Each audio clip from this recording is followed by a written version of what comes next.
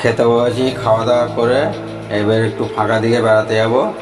দেখুন এখানে কলেজাও ফ্রাই করেছে, আর এখানে মটন স্যুপ বানিয়েছে, আর পেঁয়াজ, গাজর, স্যালাড বানিয়েছে। খাওয়া দাওয়া করে নেব।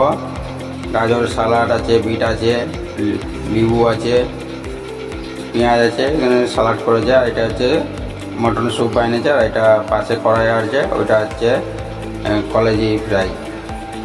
এবার খাওয়া দাওয়া হচ্ছে। খাওয়া দাওয়া করার পরে একটু ফাঁকা দিকে একটু যাবো। আজকে রবিবার আছে, অনেকদিন যাইনি, কাজের চাপে যেতে পারি না, আর ভিডিও বানাতে পারি না। একটু ফাঁকা দিকে চৌপাটি দিকে ঘুরতে যাবো, নাহলে পরে মল দিকে যাবো কেনাকাটা করতে।